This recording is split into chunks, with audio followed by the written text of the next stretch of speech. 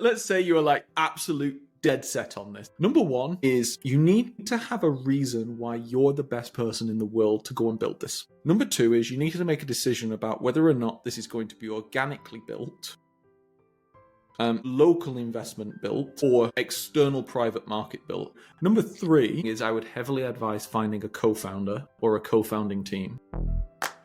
You are that forensic planner. You invented a tool that does crazy forensic analysis in a short amount of time and provides outputs that save the schedule, something like that.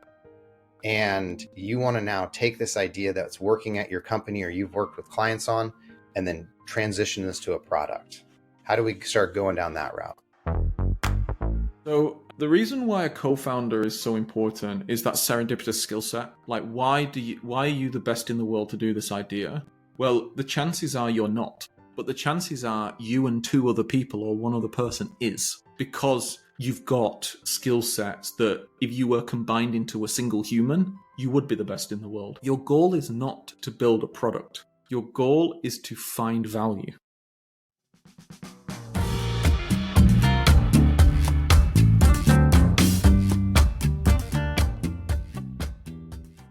Hi, folks. A quick one before we dive into this week's episode.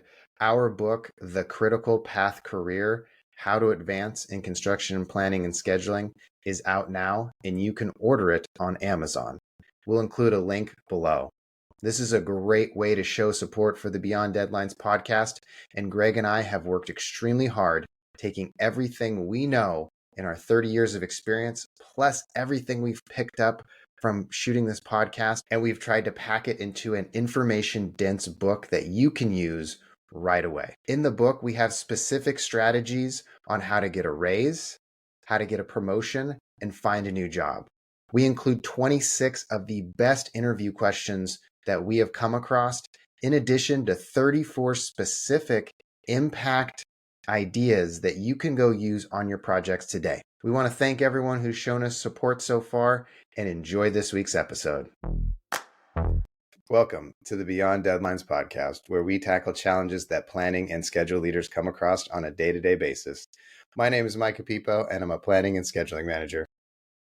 And my name's Greg Lawton. I'm the CEO of an AI schedule management company called Nodes and Links.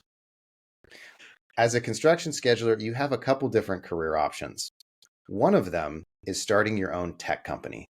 There are loads of tech companies today, and we're going to dive in just to see how you do it. Greg, are you ready? Let's go for it. All right.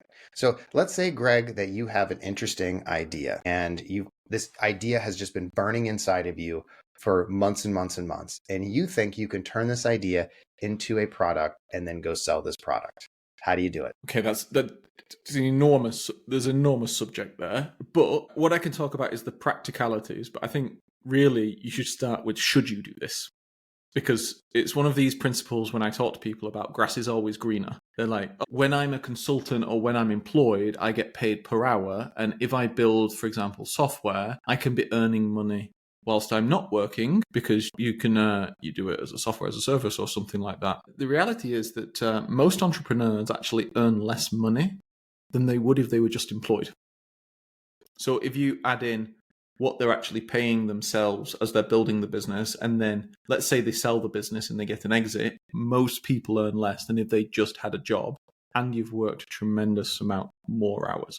So there is a question on, is this the absolute best use of your time? But let's say... And that concludes our episode today, folks. Have a good one. Yeah. But let's say you're like absolute dead set on this, and it is definitely a life of passion, not a life of logic. So if you are absolute dead set on this, then there's a couple of things. Number one is you need to have a reason why you're the best person in the world to go and build this. Without that reason, you will likely not raise investment. Number two is you need to make a decision about whether or not this is going to be organically built, local investment built, or external private market built. And what I mean by that, so organic built is you pay for it yourself. Local investment built is things like family and friends. You know, your business chucks in a couple of dollars, something like that.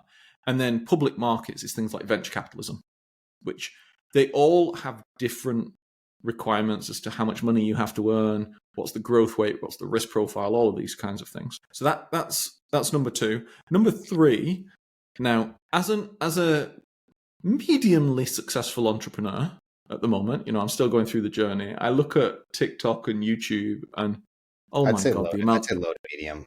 You're low to medium. Yeah, the amount of rubbish that's on there. Like, I made $1 billion by the time I was born. It's like, okay. The third thing is I would heavily advise finding a co-founder or a co-founding team, because you just cannot do everything yourself, or it is incredibly unlikely that you're going to be able to do everything yourself and stay sane. Yeah, what's the joke? The best way to become a millionaire is to inherit $1 billion and then lose a bunch of it. Yeah, one of those. I want to go back to your first point, though, about why you're the best person to solve this problem. Mm-hmm. And the reason why I want to go back to this is because I want to unpack it a little bit, because I don't think you necessarily need to be Michael Jordan. I feel to me as though you need to have some unique characteristics or why you're well positioned to solve it. Because I don't want people to see that this is like an impossible barrier to climb. It's just more of like, why do you fit in this spot? And so maybe you can talk a little bit more about that. So to your point exactly, it's not about having the pinnacle of a singular skill set. In actuality, pinnacles of singular skill sets are actually regarded as a bad thing when you're starting a company. Because a company you have to do a lot of different things, a lot of different skills to a medium level of competence, not one thing to a great level of competence. So if you were the absolute best forensic planner in the world, I would be very nervous as an investor. What I want to know is, how do you have serendipitous skill sets? So for example, if you are a good forensic planner, so you're a senior forensic planner and you've done 10 years and you understand how US contract law works, etc., and you've taken courses on venture capitalism, so you understand the fundamentals of venture capitalism, and you've done people management, and you've owned a small company before with your brother, and you understand what company law generally is. And by the way, you've had a hand in building or deploying software before. Because if you're thinking of starting a software business that is selling to forensic planners, examine each word in that sentence. A software, okay, so you need to know how to develop software. Business, you need to know company law and finances and things. To sell, you need to be able to do some kind of sales. To forensic planners, you need to understand the problem and the life that forensic planners are living. So it's actually more about a breadth of skills than it is a depth of skill. That makes complete sense. And the cool part is everything you named off, a person could stack up while they're working for a company. Yeah. So you could basically pick up those skills while you're being paid at a company, which is really cool. Okay, well, let's just kind of, I don't want to move past it. I think finding that kind of why and understanding, the 3 points you laid out is super, super important. But I feel like we could get stuck there for a really long time. Let's move on to a little bit of the tactical side. So you are that forensic planner. You invented a tool that does crazy forensic analysis in a short amount of time and provides outputs that save the schedule, something like that. And you want to now take this idea that's working at your company or you've worked with clients on, and then transition this to a product. How do we start going down that route? So there's this wonderful book called The Mom Test. And if you're British, it'd be called Mum, because mother apparently in British has a U. Don't ask me why. I think that's where Americans are actually correct in that word. But the Mum Test essentially is, how do you ask questions that are non-leading that actually give you evidence of a market need? And really what you need to do, and this actually might seem counterintuitively, I don't care that you've got a product. Irrelevant, because money solves everything. What I care about is there demand in the market? And the really valuable thing you could do at that point, so let's say you've solved a problem in your company. Cool. You have evidence that one company has this problem. I'd say go out, talk to 30 companies, and validate if it is a scalable problem. So if everyone's suffering, and I mean the specifics here, I don't mean for every company it's hard to hire people. What does hard mean? what does hire mean and what does people mean? Be very specific.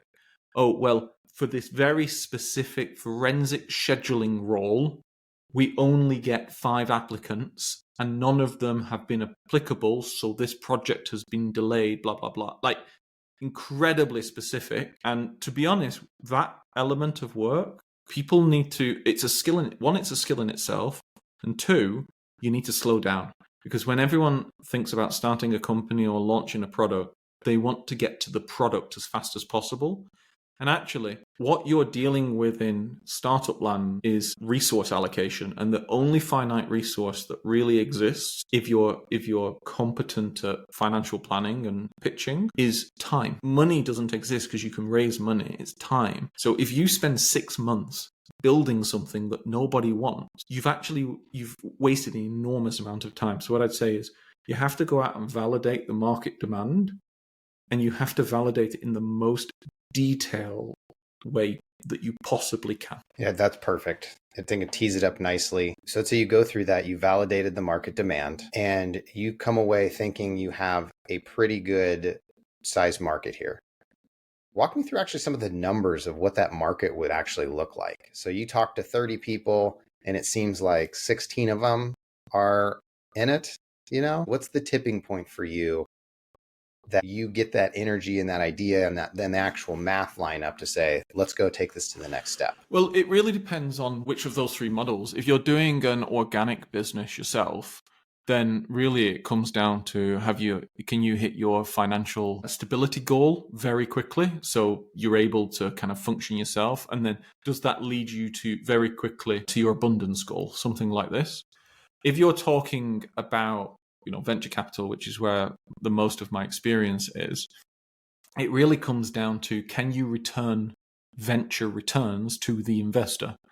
Your business is irrelevant and you're irrelevant. Investors are there to get a return on their money. So the question is, can you give me a return? So for example, if we were taking the projects market, the global projects market, if you include everything in construction, is about 10 trillion a year. It's about, I might be wrong in these numbers, but it's about something like 6 to 8% of global GDP. So 8% of everything humanity does every single year that's of value, aside from motherhood and parenting, because that's not included in GDP figures, is construction and projects. Within that, project management is about 10% of the costs. So you're already looking at about $1 trillion a year is spent on capital project management.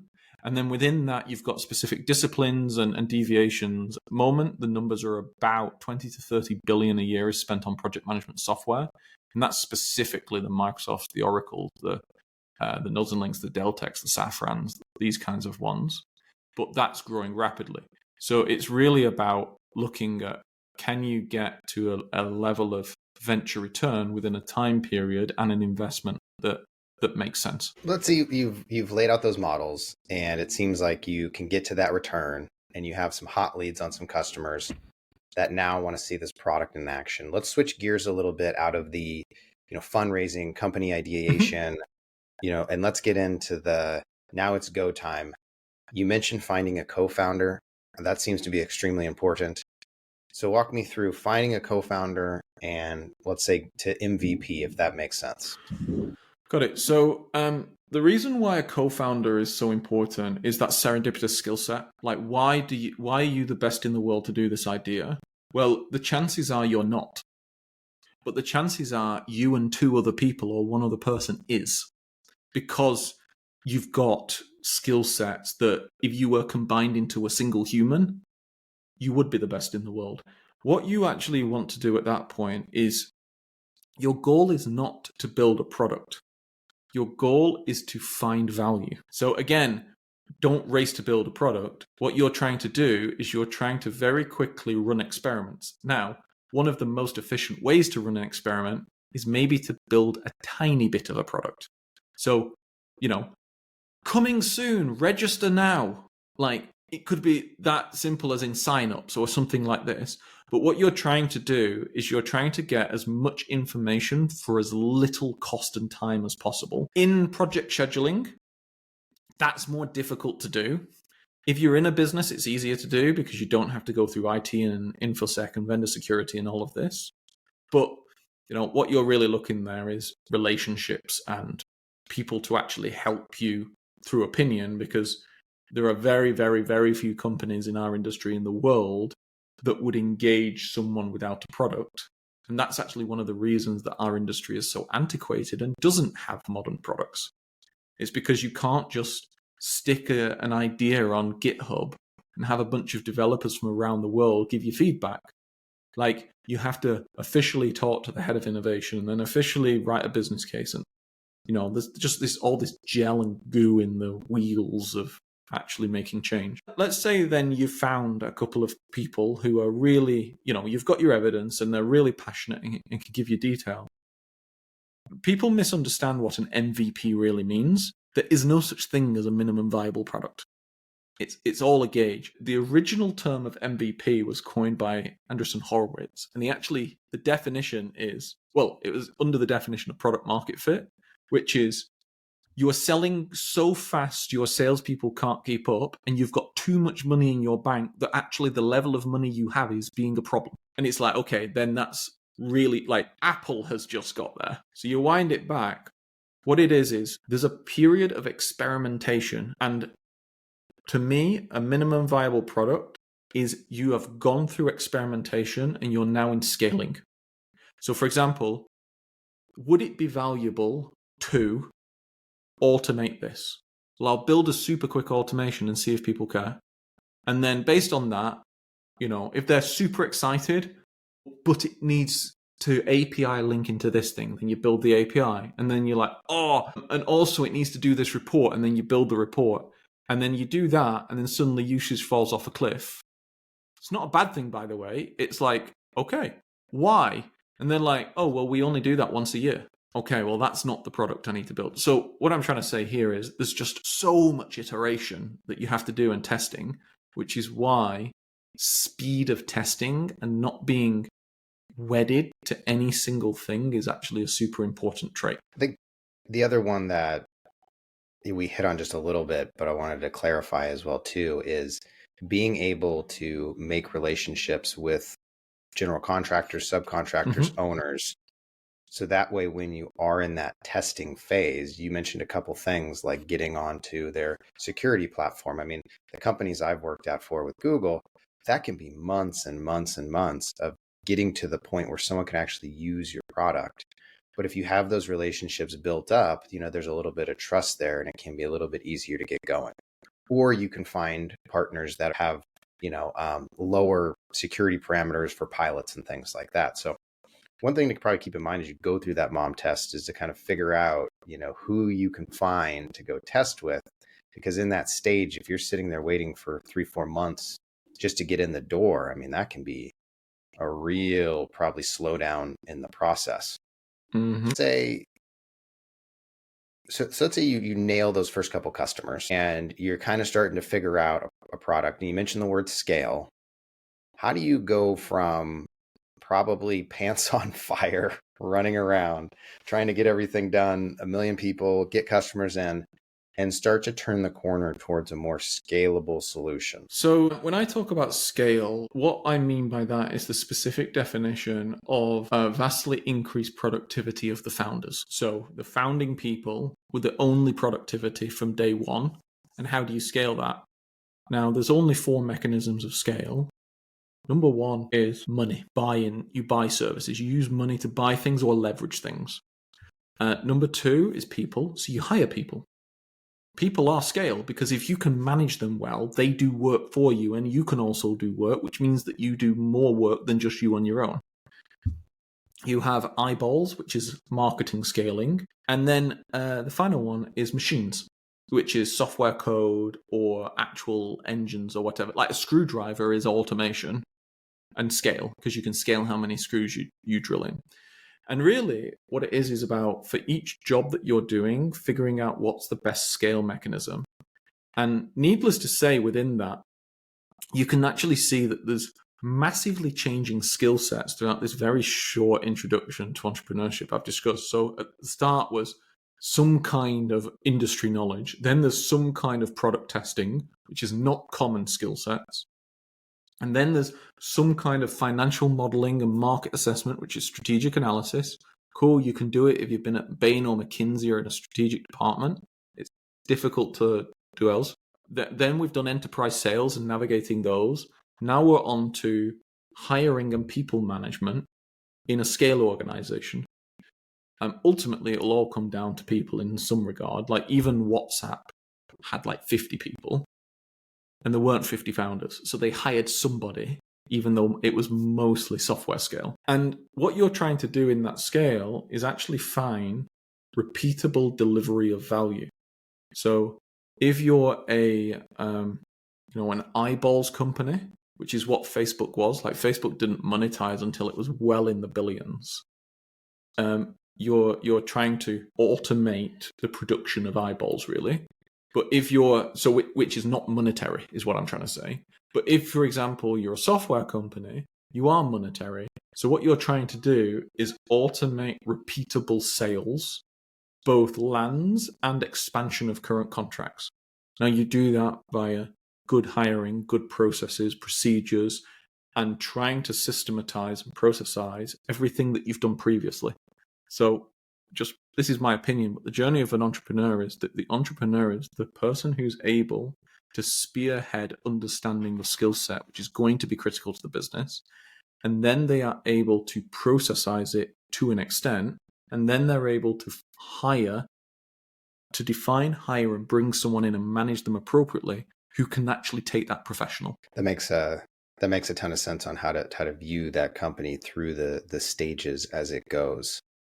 So I guess a couple kind of stepping back, folks, and looking at this entire forest now instead of down in the trees. I feel like you put up a little bit of a big wall that may kind of scare people to start out with. What are some of the things that you have found going through this process with Nodes and Links that have been the most enjoyable and the best that you wouldn't trade for the world? That's a very good question. You could just keep building the wall and be like, it's not. I hate this. I don't want to do this No. I actually, so when entrepreneurs ask me, because I actually went through an accelerator scheme where they help you. So I didn't find my co-founder. We all joined this kind of incubator. I think in America, the one's called Y Combinator. In Europe, it's called Entrepreneur First. But they put you together with really interesting people. And I just happened to find Christos there. And we became best friends and we've been best friends ever since, but we can also work incredibly well together. Like we are uber productive working together. And that's actually one of the measures of a good founding team.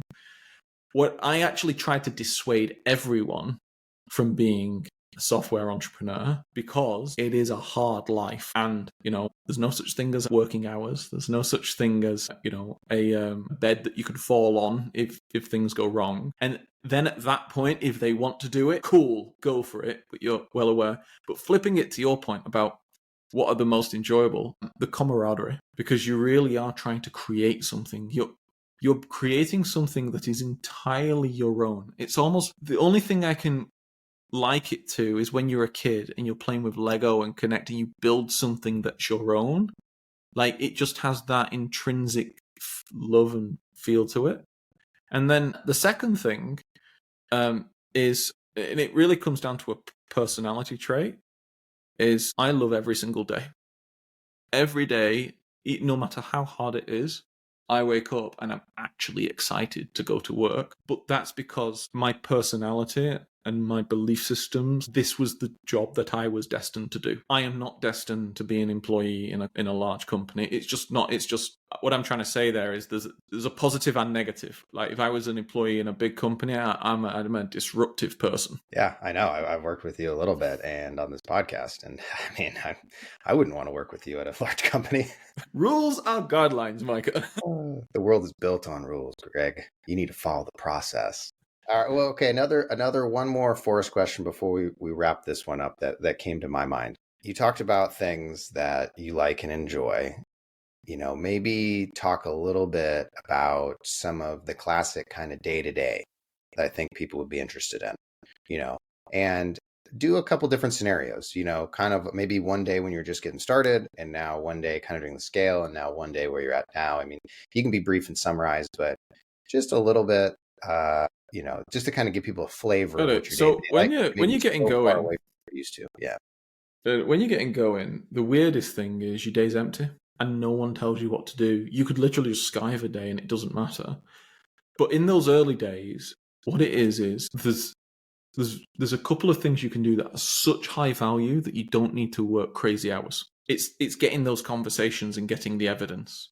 Like you will obviously get into it. You'll do a lot of reading, a lot of research, but really it's about the personal relationship, setting up the calls, and gathering the information that's not publicly available. Now, the faster you can get through that, the better. Very highly skilled entrepreneurs get through that faster than lower skilled entrepreneurs because they're able to pack it in. But that's number one. Then building the initial team. There's definitely a bit of building IKEA desks and opening the garage door and doing that kind of stuff. And the very small wins, like someone wants to trial, not even money, but someone wants to trial. It's like high fives all around. Let's have a beer. Like the success points. When you get into the scaling motion, there's actually a huge amount of reading because it's how the hell do you not just become a manager, but do you become a manager of like A grade rating? And how do you suddenly learn to manage a software business from financials, legals, people law, like all of these kinds of things? So there's a lot of reading that you have to do and a lot of education. And then after that, it becomes a process of, like I said, focusing on the super, super high value things. So I do, for example, right now, I do a lot of what's known as RevOps, which is revenue analysis. So put very simply, I try and better understand what makes great customers and what makes difficult customers difficult. And then I try and change processes so we have more great customers and less difficult customers because we'll make more money.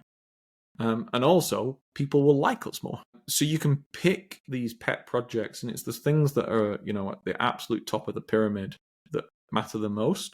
And then eventually, which will be the next thing that hopefully I get to come on to, is essentially you start to be replaced. Like you actually bring in proper company management teams, as in like CEOs and CTOs and these kinds of things.